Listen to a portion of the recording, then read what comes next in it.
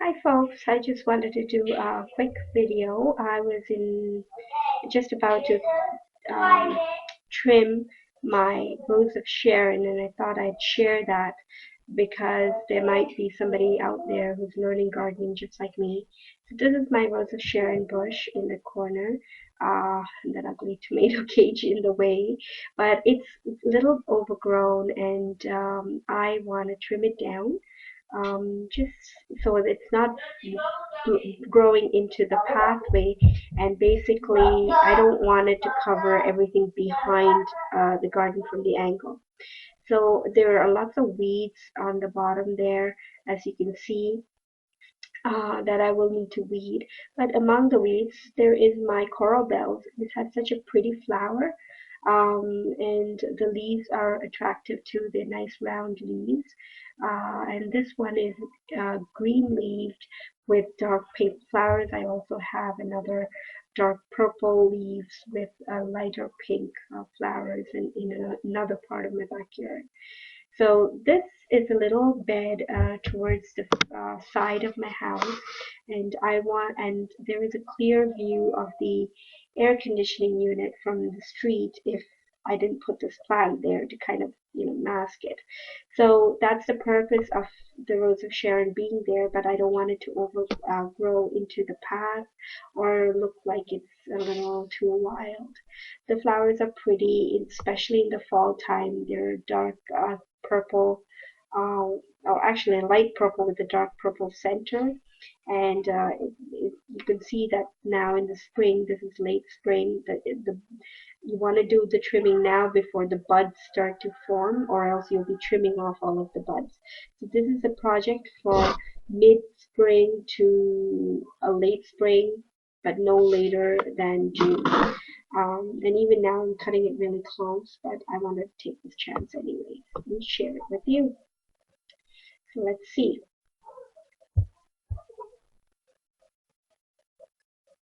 Now, first off, so here's the view from the side of the garden, and what we're going to do is trim off right there. So I don't want it to to grow tall and cover everything behind it. Like I have some shrubs behind that I want those to be seen through as well.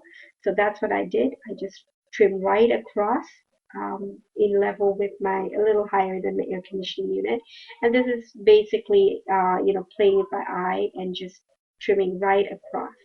Oh, one's a little tall there, so I'll just trim that off as well. I can reach it. There we go.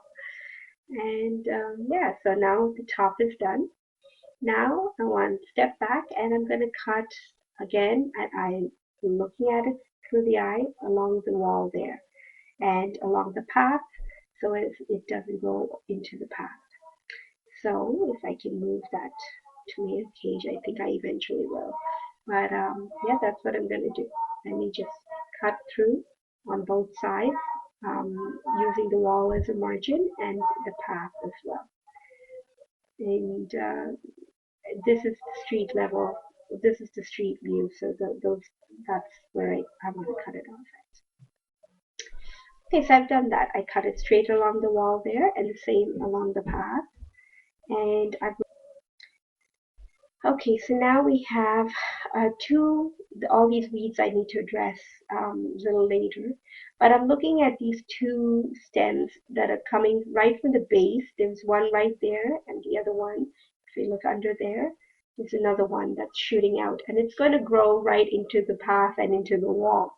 I need to make a decision. There are two options for me. I can cut it off at the base, and it'll give the shrub a more tree-like form, or I could cut it along the wall and along the path like I did with the rest of it, and it'll give it more of a pillar shape.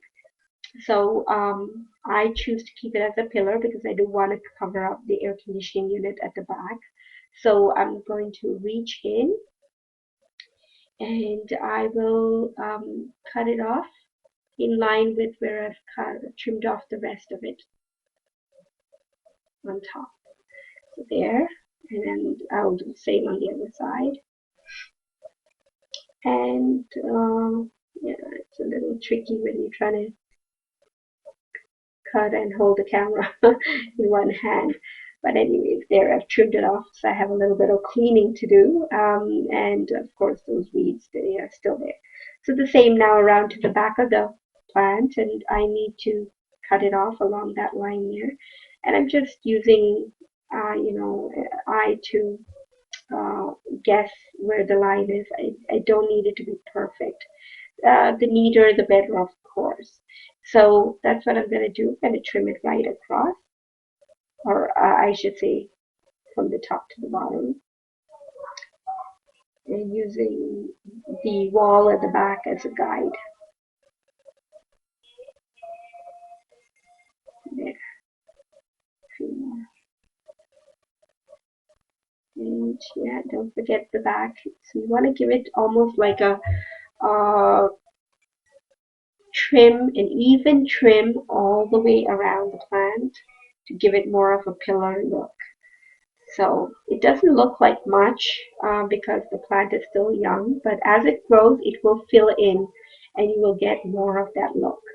So you've got to keep trimming it, and you can only do that once now and after it's done flowering. But after it's done flowering, it's too cold for me to come out and do anything. So I try to keep it, the trimming in the spring. Okay, so there you go, folks. That's my Rose of Sharon, and as you notice, I did take out the weeds on the bottom. I still need to clean up the rest of the bed. It's a pretty large bed, so I'll work my way through. I'll put in some mulch to dress it, and there is my Rose of Sharon trimmed.